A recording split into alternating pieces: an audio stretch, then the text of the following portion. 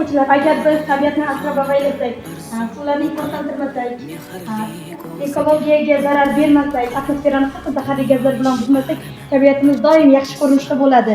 Agar biz mana shu aytganlarning aksini qilsak, tabiatimiz kelajakda yomon ahvolga, ya'ni bunday ahvolga kelib qolishi mumkin.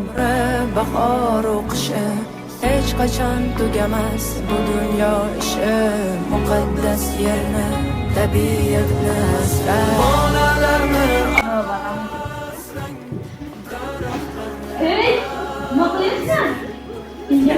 Sen tabiatga zarar yetkazishdan ol chiqindingmi? Namcha bu gapirib qo'yib joyingni. Bu yerga sen axlat tashlaysan, kelajakda o'zimizga qanchalar qiyin bo'ladi. Ol, oqatingni. Qo'ymaydi, shulardan qutulamanmi senda? Uni o'zining suvlarga tashlashimiz Qancha o'rmonlarni yutdi olov ham, ko'chkilar, toshqinlar, ofat har qadam. Xudo asrayapti bizni yanayam. Jonzotlar tug'ilmay nobud bo'lishdi, odamlar haddidan ziyod oshishdi, hattoki tabiatni pulga sotishdi. Shunga ranjidingmi bizdan tabiat? Orol dengizida oqqan yoshingni, to'fonlar yaralab bag'ru toshingni, cho'l bo'ldi daryolar sinab toshingni. Shunga ranjidingmi bizdan tabiat? Bag'ringga olasan go'dak bolalar, osmonga yetadi. Ekolog madaniyat yetishmasligidagi qishloqda kuchli hollarga, shuning uchun ham aholi maishiy chiqindilarni yoqib yuboradi. Birinchi chiqindilar ug'urib ostida oltin bo'lsa, albatta har zaharli yo'lga chiqadi va inson nafas tizimida ham turli kasalliklar kelib chiqadi.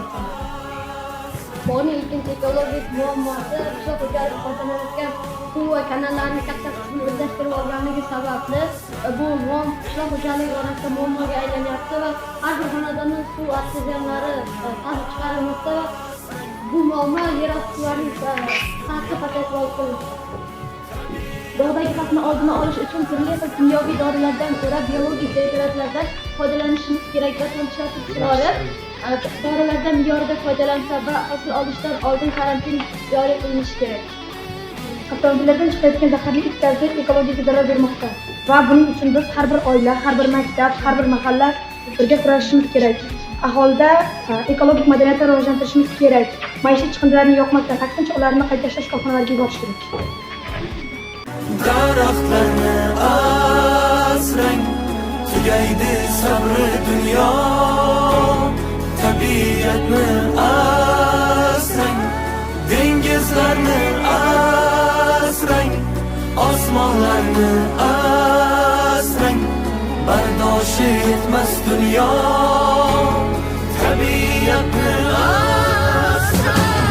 Bugun ona zamin titraydi dam-dam, qancha o'rmonlarni yutdi olov ham, ko'chkilar, toshqinlar, ofat har qadam. Xudo asrayapti bizni yanayam.